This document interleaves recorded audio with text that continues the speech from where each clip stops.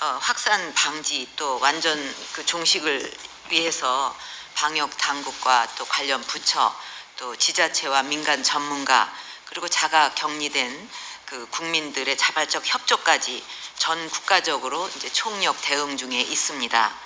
현재 정부 차원에서는 복지부를 중심으로 해서 방역대책본부와 또 안전처를 중심으로 해서 범정부 지원대책본부가 가동 중에 있는데 방역 대응과 또 방역 외 대응 상황에 대해서 짚어보고자 오늘 이 자리를 방문하게 됐습니다.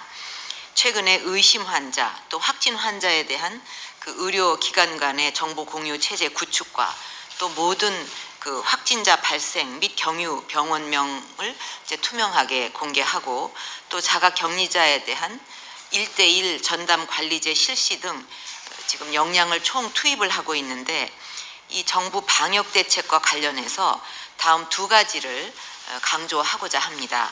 첫 번째로는 이것이 시시각각 변하는 상황에 있기 때문에 여기에 대처하기 위해서는 방역대책본부에서 전문가들이 전권을 부여받을 필요가 있습니다. 그냥 참고하고 이것이 아니라 이분들이 전권을 부여받고 즉각 이 시시각각 변하는 상황에 대해서 즉각 대응할 수 있어야 하겠습니다.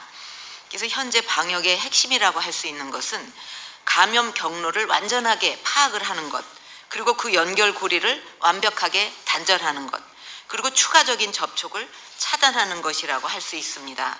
근데 이것이 계속 변하는 상황에 있기 때문에 여기에 맞춰서 신속한 결정이 필요합니다. 그렇기 때문에 전문가 중심으로 즉각 대응팀을 만들어서 여기에 정권을 줘가지고 신속하게 앞으로 대응할 수 있도록 하겠습니다. 그리고 두 번째로는 이제 현장에서 확실하게 이행을 하는 것입니다.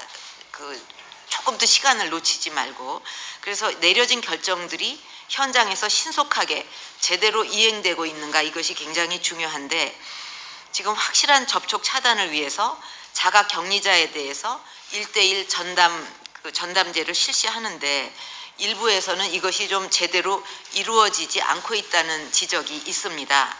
그래서 행자부는 지자체와 협력을 해서 현장에서 이게 어떻게 이루어지고 있는지 철저하게 점검을 해야 할 것입니다. 그리고 지금 자가 격리자가 늘어나면서 전담 인력이 부족해서 대한적십자사가 1,420명의 자원봉사자를 지원하기로 했다고 알고 있습니다. 이것은 매우 의미 있는 사례로 관련 기관의 유사한 참여와 협조가 있어야 할 것입니다. 그리고 방역 외의 대응도 범국가적으로 또 범정부적으로 해야 하겠습니다. 지난 6월 3일부터 방역 대응 지원과 또 방역 외의 대응을 이제 체계적으로 지원하기 위해서 범정부 메르스 대책 지원본부를 운영을 하고 있는데 그 역할 매우 중요합니다.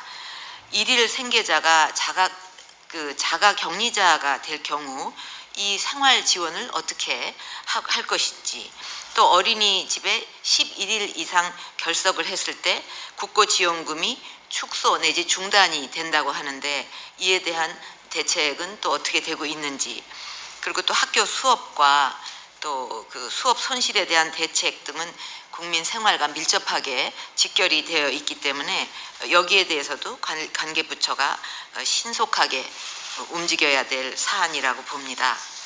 그리고 메르스의 감염 경로를 차단하고 이것이 지역사회로 이렇게 전파되는 것을 막기 위해서 중앙정부와 지자체 간의 협조, 또 중앙정부 방역당국과 지자체 방역대책본부 간의 협력이 아주 필수 불가결한 요소인데, 이 안전처와 행자부를 중심으로 메르스 대책 지원본부가 그 매개 역할을 잘 해줘야 하겠습니다. 아울러 지금 메르스로 인해서 소비라든가 관광 등 내수가 급격하게 위축이 돼서 이 경제 활동의 파급 영향도 간과할 문제가 아닙니다. 메르스 사태는 방역 측면에서 바이러스를 축출하는 것이 목표지만 또 이런 경제적인 면에서의 파급 효과를 최소화하고 이것을 이겨내는 것도 메르스 사태의 완전 종식이라고 할 수가 있습니다. 그래서 경제팀을 중심으로 해서 그 영향을 면밀하게 분석하고 대책을 마련해 주기를 바랍니다. 정부는 확진 환자 또 그 회복과 격리 중인 이런 분들이 하루빨리 일상생활에 복귀할 수 있도록, 그래서 현재 상황을 신속하게 종식시킬 수 있도록 총력을 기울여 주기를 바랍니다.